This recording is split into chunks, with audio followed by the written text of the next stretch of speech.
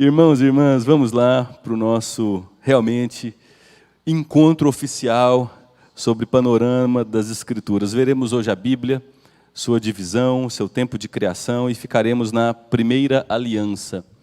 E palavras preliminares, eu preciso primeiro dizer que os nossos paradigmas e a nossa visão de mundo, elas são os grandes vilões da correta interpretação bíblica. Por quê? Nós enxergamos o mundo através das lentes, dos óculos que nós usamos. Os óculos que nós usamos, as lentes que nós usamos, é formado pela nossa criação, pelas escolas que estudamos, se fizemos parte de uma família mais conservadora, de uma família mais flexível nos usos e costumes, do tipo de igreja que frequentamos ou deixamos de frequentar, do grupo de amigos que tivemos. Então, tudo que nos trouxe até aqui forma aquilo que nós conhecemos como visão de mundo, que são os nossos paradigmas. Nós interpretamos a vida pelas lentes da nossa visão de mundo. A nossa visão de mundo é importante porque nos dá segurança, nos dá uma sensação de controle. Por exemplo, o Brasil, lamentavelmente, hoje é um país polarizado. Há pessoas cuja visão de mundo se enquadram, e aqui eu não quero ser reducionista, num espectro mais de esquerda. Imaginam que o capitalismo é o grande vilão da humanidade e que a gente tem que distribuir renda. E encontram justificativas para as mais de 100 milhões de mortes no regime socialista, argumentando que apenas eles não conseguiram implementar corretamente o sistema.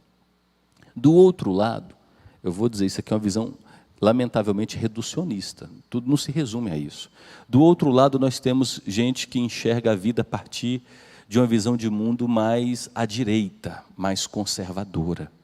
Entende que a gente tem que defender a propriedade privada, o livre mercado, a gente tem o dever de poder ter uma arma em casa, o direito de ter uma arma em casa, para nos dar uma sensação de segurança, defender nós, os nossos filhos, poder empreender sem o jugo do Estado. São visões de mundo. Essas visões de mundo transmitem a nós uma segurança para a gente viver, para a gente opinar. Só que a gente traz essa visão de mundo para as Escrituras. E aqui é onde há o problema. As Escrituras, elas foram escritas com um propósito específico, por um povo que está distante de nós milhares de anos, que é muito diferente de nós em cultura, em política, em economia, na língua, nos usos e costumes.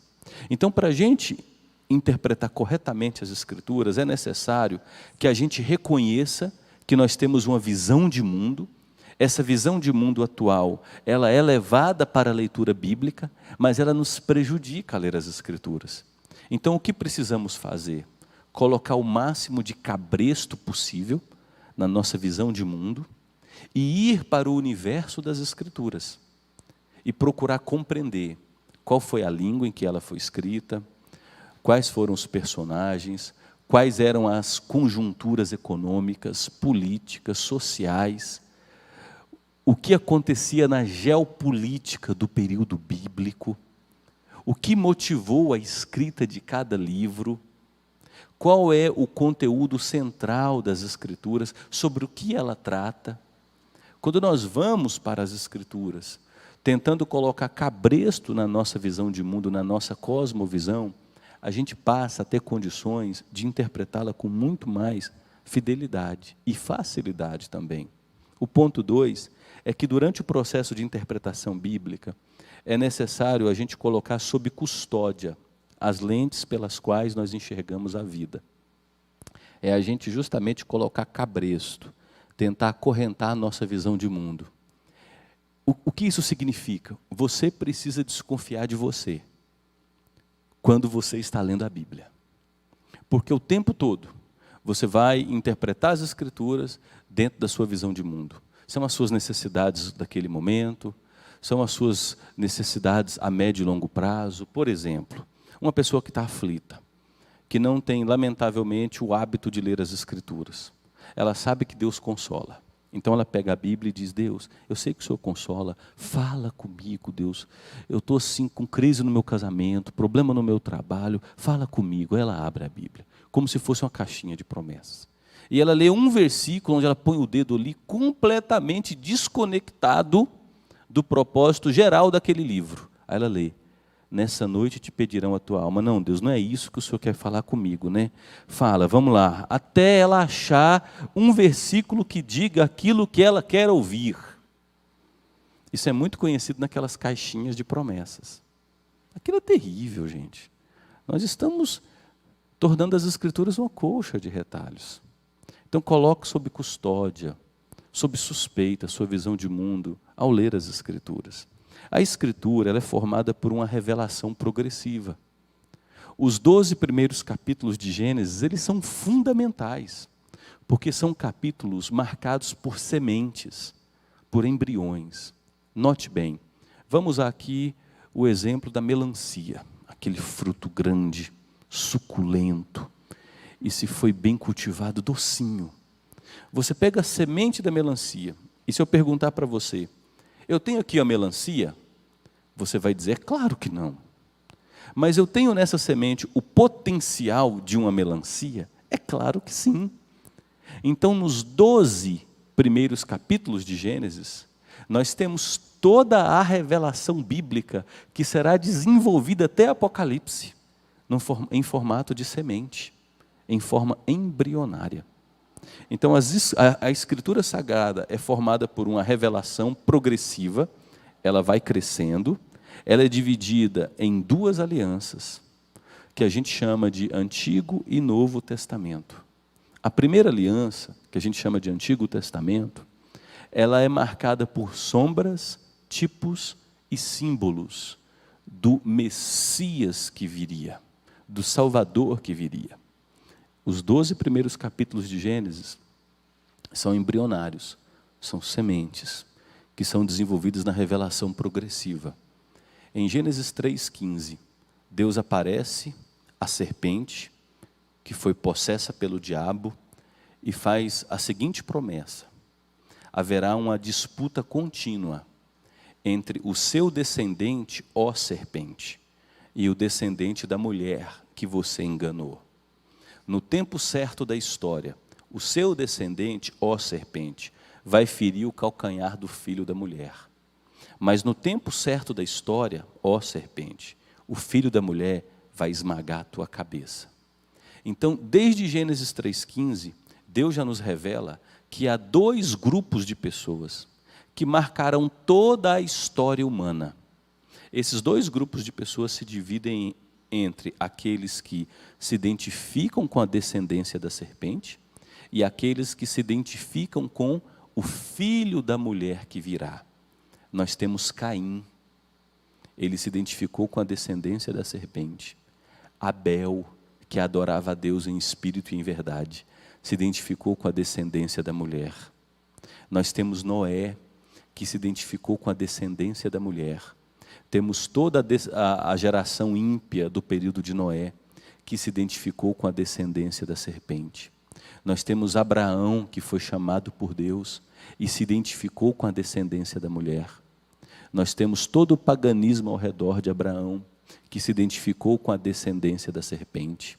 Nós temos Faraó e o Egito, que se identificou com a descendência da serpente. Nós temos Moisés e o povo de Israel, que se identificou com a descendência da mulher.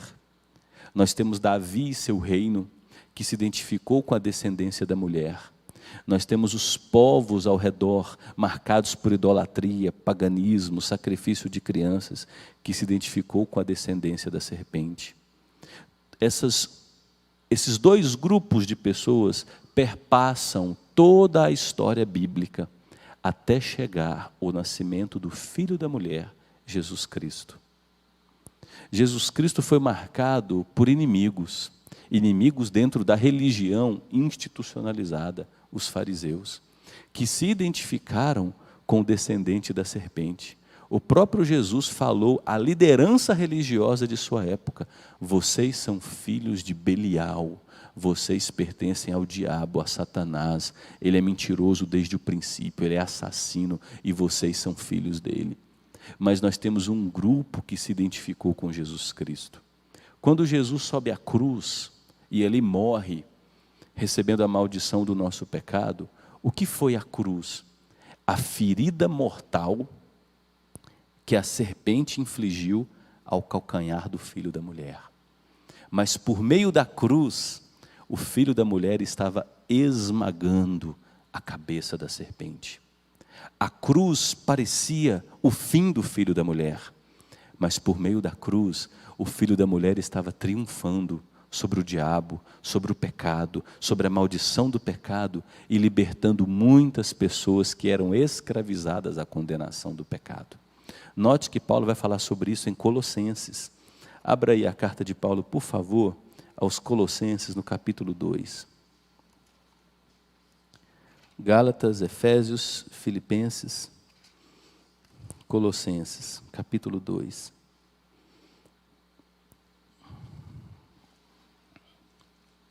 Versículo 13 em diante, olha o que Paulo nos diz.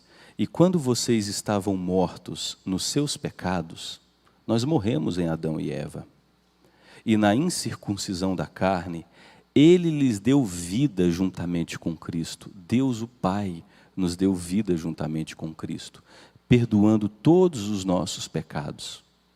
E aonde Deus perdoou os nossos pecados e quando Deus perdoou os nossos pecados? Paulo vai responder: cancelando o escrito de dívida que era contra nós e que constava de ordenanças, o qual nos era prejudicial, removeu-o inteiramente, cravando-o aonde? Na cruz. Na cruz houve o perdão dos nossos pecados. E na mesma cruz, olha o que Deus fez no verso 15. Ele estava despojando os principados e as potestades, publicamente os expôs ao desprezo. Na cruz, Deus estava triunfando sobre os nossos inimigos.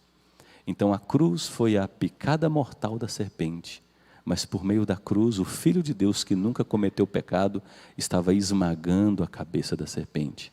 Note que Gênesis 3,15 foi se desenvolvendo em toda a escritura do Antigo Testamento. O Antigo Testamento vai progressivamente ficando grávido de Jesus Cristo. Essa mulher vai crescendo a barriga. Por exemplo, em Isaías revela que a virgem terá um filho. Depois Isaías vai revelando que esse filho é Emanuel, ele é Deus conosco. Depois Isaías vai revelando que esse filho ele é o servo sofredor. Ele vai ser ferido por causa dos nossos pecados, ele vai ser traspassado por causa das nossas iniquidades, ele vai receber um castigo que estava destinado a nós, porque todos nós estávamos perdidos como ovelhas que não têm pastor, e este filho vai ser moído pelo seu pai, para que o perdão seja derramado sobre nós. Note que na medida em que a revelação bíblica vai caminhando, os profetas vão trazendo suas revelações, Cristo vai sendo projetado, até que chega o tempo certo da história, em que a mulher grávida dá à luz. Jesus Cristo vem, nasce, vive vida perfeita e sofre morte de cruz, triunfando ali sobre os nossos adversários. Então a Escritura é formada por uma revelação progressiva, dividida em duas alianças. Uma é marcada por promessas, sombras, tipos e símbolos, e outra de cumprimento e aplicação. Na primeira aliança, Abraão é um homem que respondeu a Deus com fé. Abraão é um homem que creu sem duvidar. Ele foi justificado pela fé. Abraão aponta para Jesus Cristo, aquele que creu perfeitamente, aquele que jamais duvidou de seu pai. Entretanto, Abraão era pecador, ele não era o Salvador. Depois nós temos José, sofreu perseguição injusta, foi traído por seus irmãos, perdoou seus irmãos, proveu salvação à sua família, livrando-os da fome e trazendo-os para morar no Egito. José aponta para Jesus Cristo. Jesus Cristo cresceu em sofrimento, foi traído, foi oprimido, foi condenado injustamente. Na cruz, Jesus dizia: Pai, perdoa-lhes, porque não sabem o que fazem. Mas José era pecador. José não podia ser o Salvador. José apenas apontava para o Salvador como uma sombra, um tipo de Jesus Cristo. Nós temos, por exemplo, Moisés. Moisés foi o homem usado por Deus para retirar o povo da escravidão de 400 anos do Egito e conduzir esse povo até a terra prometida. Moisés é um tipo de Salvador no Antigo Testamento. Moisés, como um tipo de Salvador, ele aponta para o Salvador perfeito, que é Jesus Cristo. Mas Moisés não era o Salvador por excelência, ele era pecador. Numa das ocasiões, Deus ordenou a Moisés falar à rocha e ele feriu a rocha. Ele ficou furioso. Moisés foi proibido de entrar na terra prometida, porque Moisés não era Salvador. Só Jesus é Salvador. Jesus nunca se irou injustamente. Ele foi tentado em todas as coisas à nossa semelhança, mas ele nunca pecou. Nunca houve dolo em seus lábios. Jesus é Deus perfeito entre nós. Por exemplo, Deus revelou a Moisés a construção do tabernáculo, lá no livro de Êxodo. O que era o tabernáculo, gente? Em palavras simples, era a casa de Deus vivendo entre o seu povo. No tabernáculo existia um altar de purificação, aonde o sacerdote lavava as suas mãos antes de oferecer um sacrifício. Só Jesus é aquele que nos purifica de todo pecado. No tabernáculo existia o altar do holocausto, onde o animal era queimado e era oferecido a Deus. Só Jesus é o Cordeiro verdadeiro que se ofereceu em holocausto pelos nossos pecados. No tabernáculo existia um cômodo interno. Esse cômodo era dividido em 2 compartimentos por uma grande cortina. O primeiro compartimento era chamado de Santo Lugar. Nesse Santo Lugar havia 3 móveis.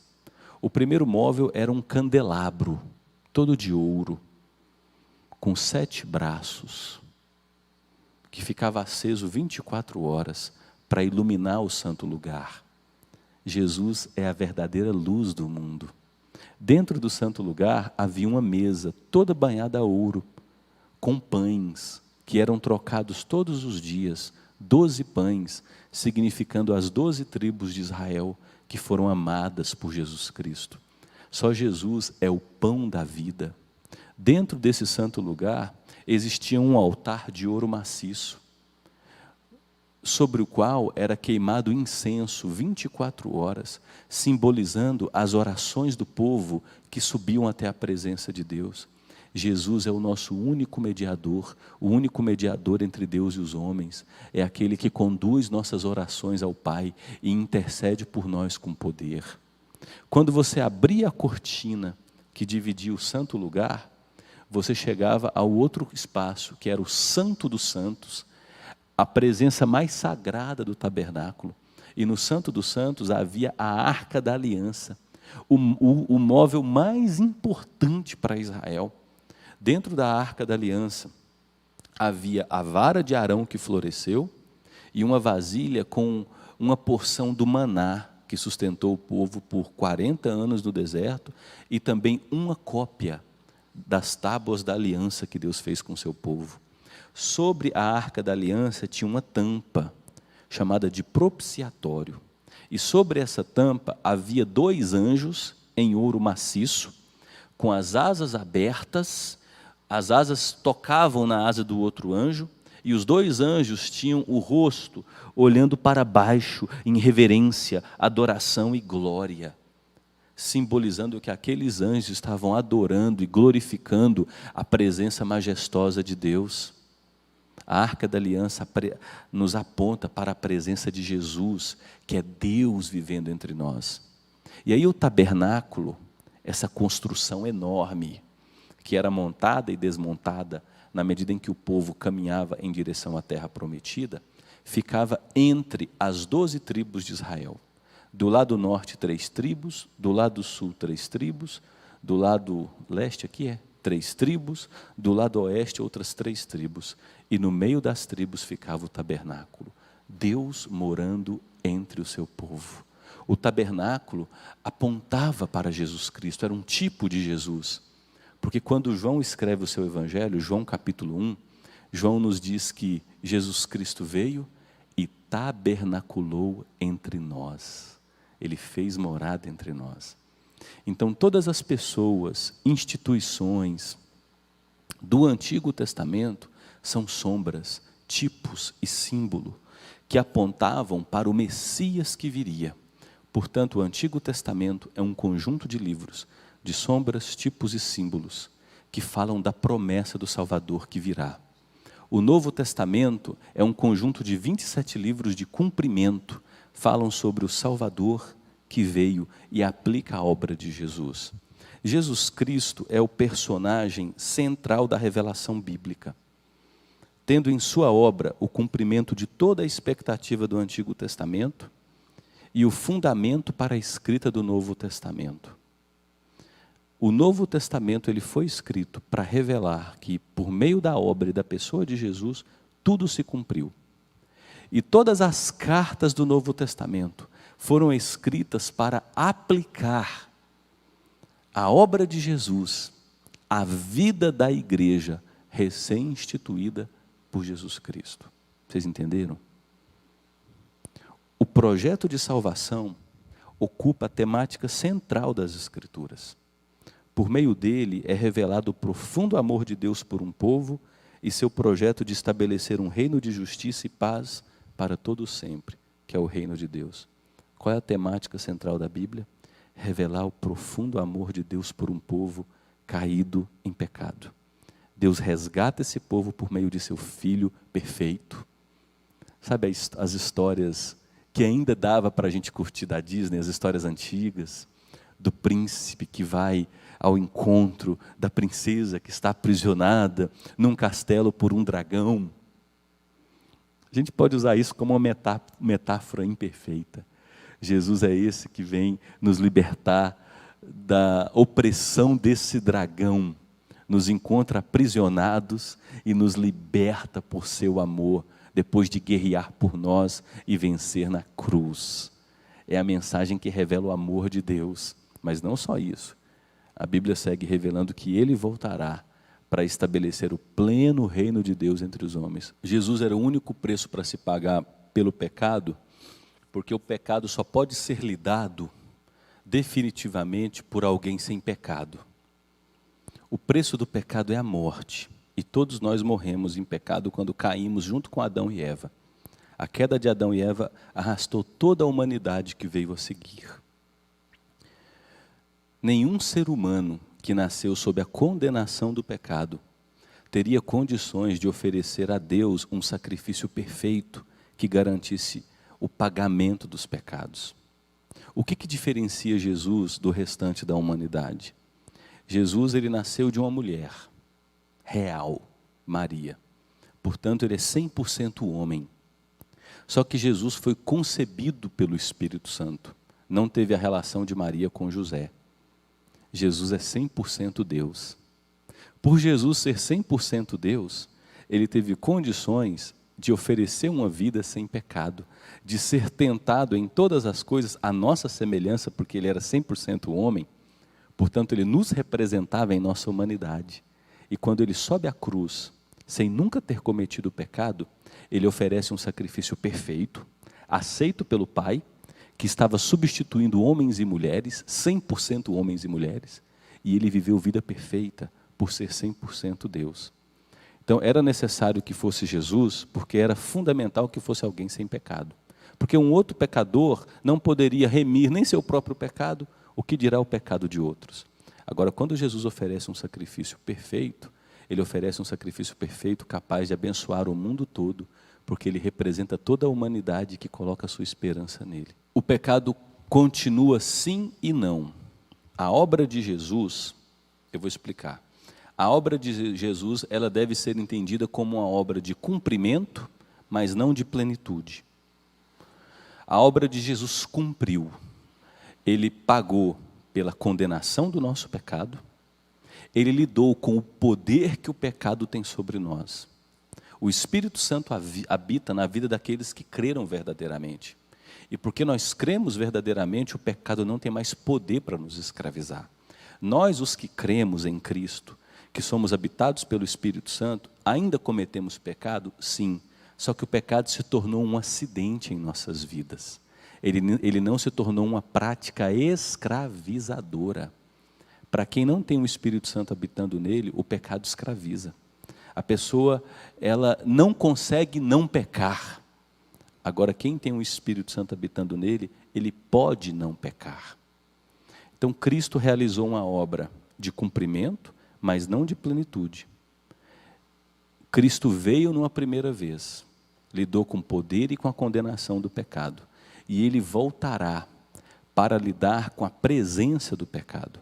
Quando ele voltar segunda vez, ele fará novos céus e nova terra, ele ressuscitará os que morreram ao longo de toda a história, lhes dará um corpo de glória incorruptível, ele transformará os que estiverem vivos na ocasião de seu retorno, transformando-os em corpo imortal e corpo de glória, e ele afastará definitivamente a presença do pecado.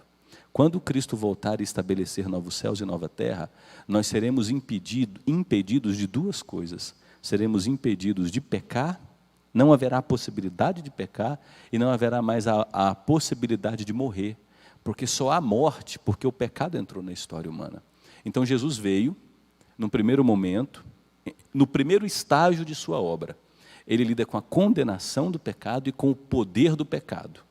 O pecado permanece ainda, mas na vida dos crentes, não escravizando, mas como acidente. Agora Cristo volta a segunda vez para consumar, para trazer a sua obra a um nível pleno. Aí ele varrerá da história, inclusive a presença do pecado. Ok? Esse gráfico aqui ajuda a gente a compreender a história das Escrituras. Nós temos ali nos 2 primeiros capítulos de Gênesis, a revelação da criação, Deus criando o homem, a mulher, todas as coisas, instituindo a família. Deus colocando o homem e a mulher num lugar de delícias, porque é isso que Éden significa. A expressão Éden no original significa um lugar de delícias, que a gente não consegue imaginar como era. E aí Gênesis 3 tem o registro da queda. Mas no mesmo Gênesis 3, Deus revela o seu projeto de salvação, que foi elaborado na eternidade.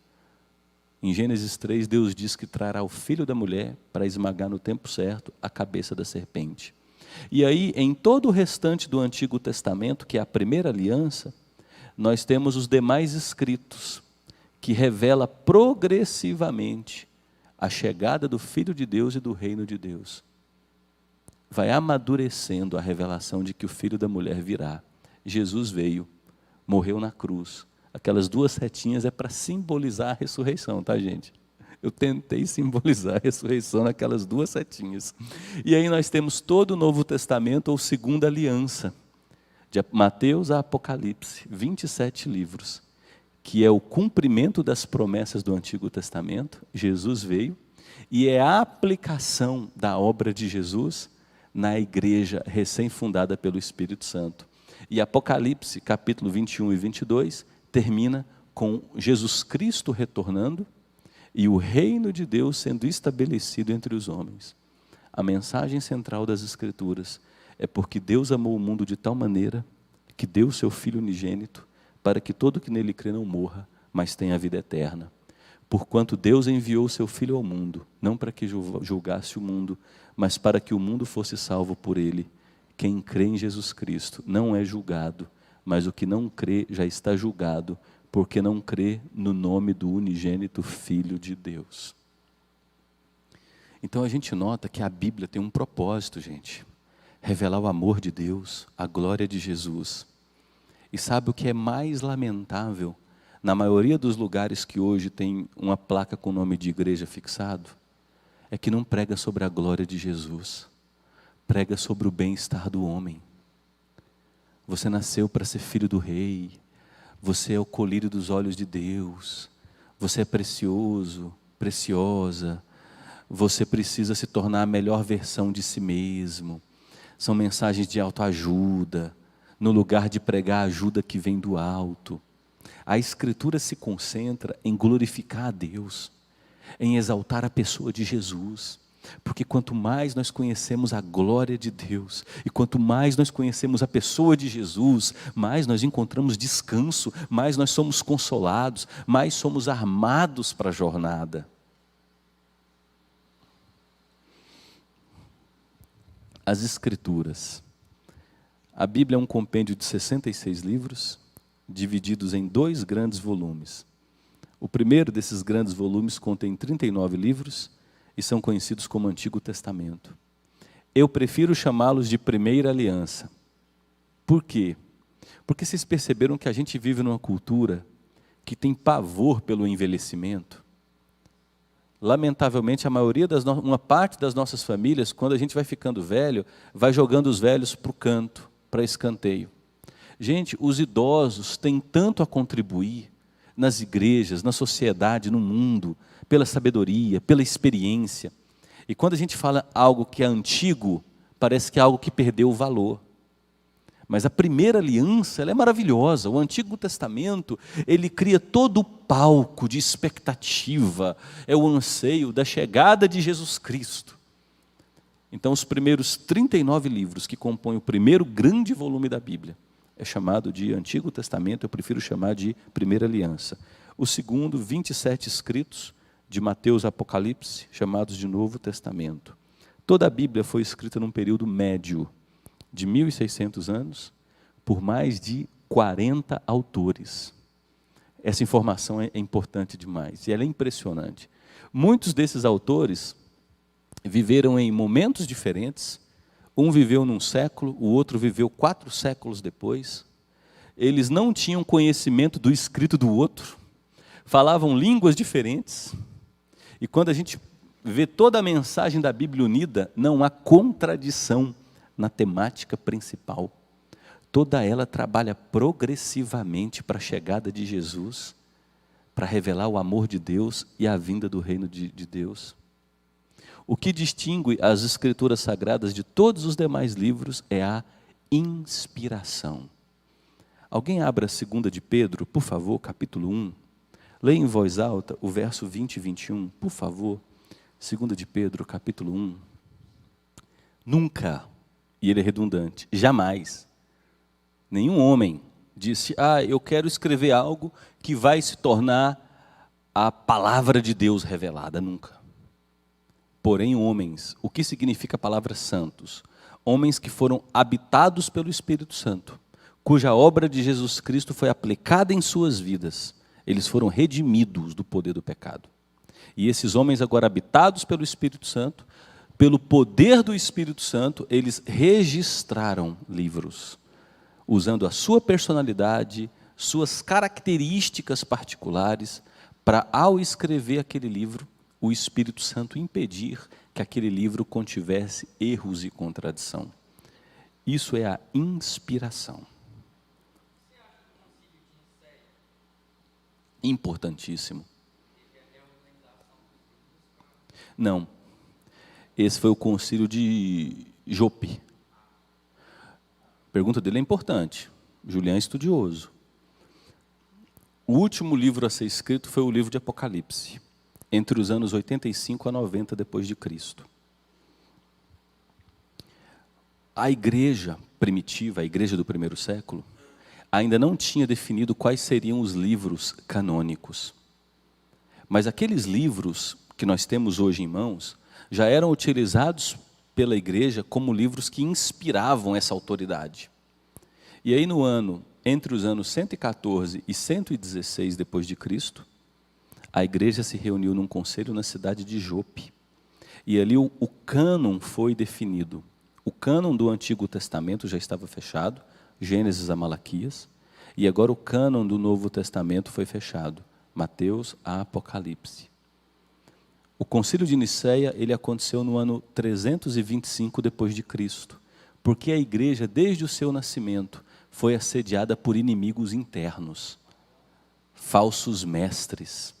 Houve um homem chamado Ário, e ele era um líder muito carismático, com a pregação que contagiava pessoas, e ele foi o responsável por uma doutrina chamada arianismo. Não, ele era um pastor de grande influência, um mestre. Só que Ário ensinava que Jesus Cristo, ele não era Deus, a segunda pessoa da Santa Trindade. Jesus Cristo, ele era uma criatura de Deus num grau mais elevado. Sabe quem ensina isso? As testemunhas de Jeová. Jesus não é Deus. E aí a igreja se reuniu, a liderança da igreja se reuniu num concílio chamado da cidade de Niceia, para estabelecer um credo. E ali definiu a plena divindade de Jesus Cristo. As Escrituras nos revelam que Jesus é Deus. Nele, e a própria Bíblia revela isso, que em Jesus habita corporalmente toda a glória de Deus. Jesus, ele chegou a dizer: quem vê a mim, vê o Pai. Eu e o Pai somos um. Então, o arianismo, ele existe hoje ainda, viu, gente? Tentando esvaziar a pessoa de Jesus de sua glória e de sua divindade. Olha a divisão das Escrituras. Para efeitos didáticos, a Bíblia foi dividida em ordem temática, não em ordem cronológica. Por que para efeitos didáticos? Porque o período dos reis de Israel, que reinaram no Reino do Norte, cuja capital era Samaria, e no Reino do Sul, cuja capital era Jerusalém, esse período dos reis foi marcado pela literatura dos profetas. E havia profetas que profetizavam nos dois reinos. Então, organizar a Bíblia em ordem cronológica é um desafio monumental, monumental. Sem contar que há algumas dúvidas. Por exemplo, o livro de Jó. Eu creio que o livro de Jó tenha sido o primeiro livro a ser escrito. O livro de Jó, ele vem antes da escrita de Gênesis a Deuteronômio por Moisés. Antes do Egito. Porque o livro de Jó, ele apresenta características, assim, costumes da época que revelam que ainda não tinha uma revelação bíblica escrita, era uma revelação oral. Então, para efeitos didáticos, a Bíblia foi escrita em ordem, dividida em ordem temática.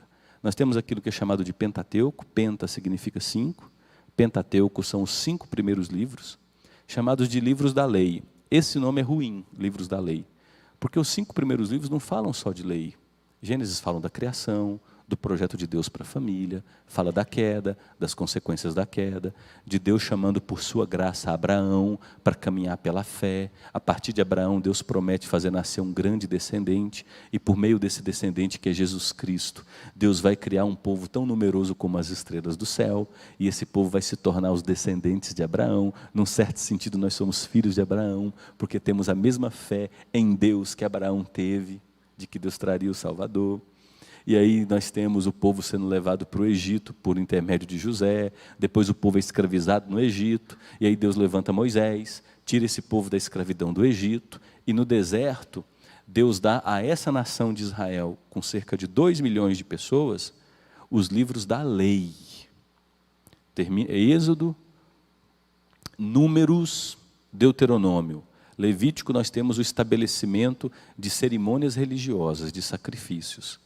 Mas é só a partir do momento que Deus liberta o seu povo da escravidão do Egito, que Deus lhes dá a revelação da lei, como esse povo deve viver, sob Deus como seu rei.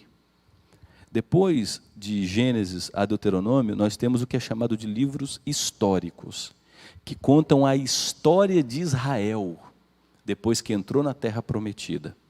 Vai de Josué até Neemias. São 12 livros.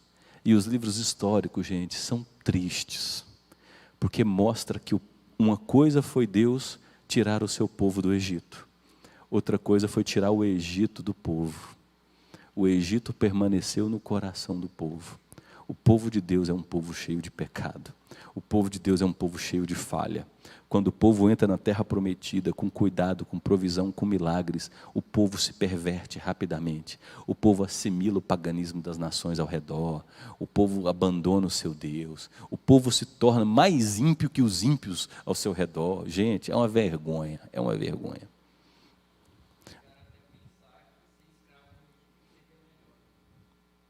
Note por que a Europa hoje é um continente pós-cristão. Porque a Europa cresceu sob o domínio religioso da instituição Igreja Católica Apostólica Romana, que cometeu tanto abuso, tanta corrupção, tanta mentira, que é chamado de Idade das Trevas, período das trevas, que o europeu hoje associa o cristianismo à instituição Igreja Católica Apostólica Romana. E eles decidiram, se for para a gente voltar àquilo que nós vivemos por 1.300, 1.500 anos, vamos continuar apóstatas. Então, o povo de Deus deu um péssimo testemunho ao longo da história. E os livros históricos, que vão da entrada de Josué com o povo de Deus na terra prometida, até Neemias, registra isso, a falha do povo em viver tendo Deus como seu Senhor. Depois nós temos os livros poéticos e de sabedoria, que são 5. Jó, Salmos, Eclesiastes, Jó, Salmos, Provérbios, Eclesiastes e Cantares. Os livros poéticos, e a maioria das poesias estão nos Salmos, e tem poesias também em Jó, eles são cânticos, eles retratam as emoções humanas, a liberdade que nós temos no nosso relacionamento com Deus. Gente, é fascinante a gente fazer uma imersão no livro dos Salmos, porque nós vamos ver um povo orando de um jeito sincero. Nos Salmos a gente vê que Deus não se escandaliza com as nossas crises. O salmista chega a dizer: Deus, o Senhor não está nem aí para mim não? O Senhor não se importa que eu morra não? O Senhor se esqueceu de mim? Eu não suporto mais a tua ira sobre mim. O Senhor não liga que se eu morrer, porque se eu morrer, na morte eu não vou te cultuar, Deus. Então, por favor, acorda. O Senhor está dormindo? Olha só como é que o salmista ora. Mas é a relação de um filho com seu pai. Um filho que está perseguido, um filho que está angustiado, um filho que está sendo provado, um filho cujas forças estão acabando. Ele vai chorar no colo do seu pai, ele vai reclamar para o seu pai. Ele tem intimidade com seu pai. Deus não se escandaliza disso não, gente. Ele quer que nós oremos. O que Ele não quer de nós é aquela relação institucional fria. Oh, Deus, tal. Nada, Ele quer coração, Ele quer vísceras, Ele quer a gente ali com Ele. E a literatura poética mostra isso. A confiança dos homens e mulheres em seu Deus, esse relacionamento próximo, paternal, de ovelha com seu pastor. Os livros de sabedoria, Jó tem sabedoria, fala sobre sofrimento. Provérbios é pura sabedoria, nos mostram como viver de maneira sábia nesse mundo com tantos desafios. Olha Provérbios, fantástico, Tiago, Provérbios. Provérbios foi escrito para adolescentes e jovens. Na verdade, Provérbios foi escrito para instruir os juvenis, a partir dos 9, 10 anos de idade, até o menino alcançar os seus 16, 17 anos. Ele tinha um instrutor, seus pais, e os paidagogos, os pedagogos, que eram os homens mais maduros que tomavam os meninos pela mão e iam ensinando a sabedoria a esses meninos. Provérbios começa dizendo assim: meu filho, abrace a sabedoria. E olha o que é a sabedoria. Se você vira uma mulher na esquina, toda maquiada ali, com aquele olhar sedutor, tal, foge. Aquela mulher já levou muitos homens para o túmulo. Cuidado com o sexo fácil, cuidado com a prostituição.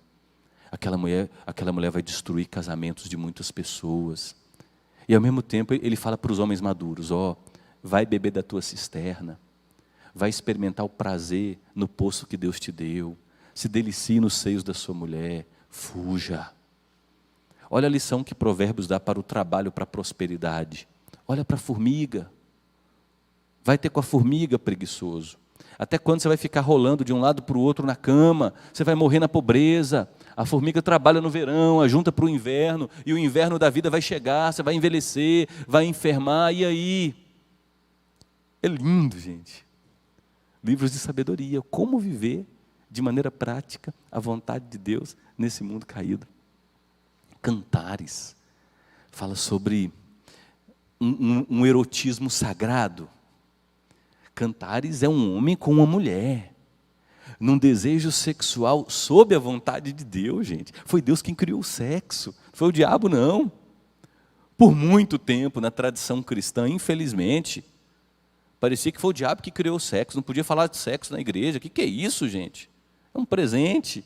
Então o livro de Cantares fala sobre isso, sabedoria, poesia. E aí nós temos 17 profetas, que a gente pode dividir para efeitos didáticos em duas categorias: profetas maiores e profetas menores. Por que essa divisão? Só se dá mesmo por conta do tamanho de seus escritos. Isaías tem 66 capítulos. É um profeta maior ou não é? Jeremias, eu não lembro quantos capítulos tem. Eu sei que é muito grande. Ezequiel é muito grande. Então Isaías, Jeremias, Ezequiel, Daniel, eles entram na categoria dos profetas maiores. E nós temos 12 profetas menores. É pelo volume de seus escritos ser mais reduzido. Nós temos, por exemplo, Joel, eu acho que são 4 capítulos. Amós, são 3 capítulos. Jonas, são 4 capítulos. Você lê os profetas menores em 15 minutos. E aí nós temos o Novo Testamento, dividido em evangelhos. São 4, Mateus, Marcos, Lucas e João. Os evangelhos são um gênero literário único em toda a história humana. Antes dos evangelhos terem sido escritos, nada foi escrito semelhante aos evangelhos. E depois que os evangelhos foram escritos, nada foi escrito semelhante aos evangelhos. Os evangelhos não se enquadram em narrativas, embora eles tenham narrativa, contem histórias. Os evangelhos não se enquadram em poesia, embora haja poesia nos evangelhos. Os evangelhos são um gênero literário único, que registram a vida e as obras da pessoa excelsa de Jesus Cristo. E aí nós temos um livro histórico no Novo Testamento, chamados de Atos dos Apóstolos. Outro nome que não combina. Porque o livro de Atos dos Apóstolos não conta a história dos 12 apóstolos. O livro de Atos, ele enfatiza a jornada de Pedro até certo ponto, e depois ele enfatiza as viagens missionárias de Paulo. O livro de Atos receberia um nome melhor se fosse chamado de Atos do Espírito Santo. Porque o livro de Atos nos mostra como o Espírito Santo, enviado por Jesus, capacitou homens, abençoou sua igreja, para que sua igreja crescesse e proclamasse o Evangelho até os confins da terra. Quando termina o livro de Atos, o apóstolo Paulo está preso na cidade de Roma, a capital do Império Romano. E para o mundo da época, Roma era os confins da terra. Por meio de Roma, todo mundo seria alcançado. Então o livro de Atos do Espírito nos mostra como a igreja, habitada pelo poder do Espírito Santo, leva o Evangelho até os confins da terra.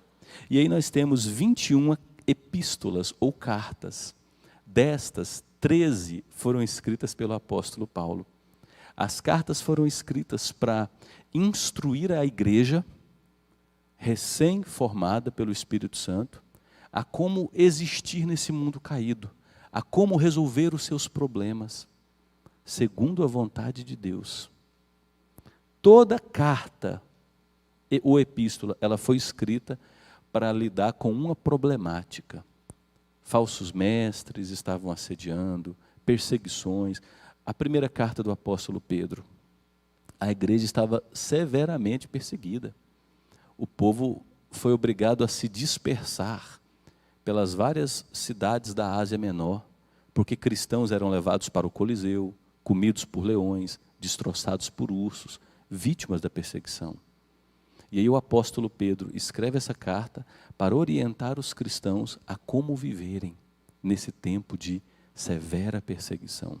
Então, cada carta foi escrita para resolver um problema e orientar como a igreja deveria viver sob a vontade de Deus, essa igreja habitada pelo Espírito Santo. As cartas, elas podem ser divididas em duas categorias. As cartas de Paulo e as epístolas gerais, ou as cartas gerais. Por que cartas gerais? Paulo escreveu 13. O que sobrou? Sobrou 8. Essas oito foram escritas 2 por Pedro, 3 pelo apóstolo João, uma por Judas, que está antes de Apocalipse. Não é o Judas que traiu Jesus, Judas suicidou.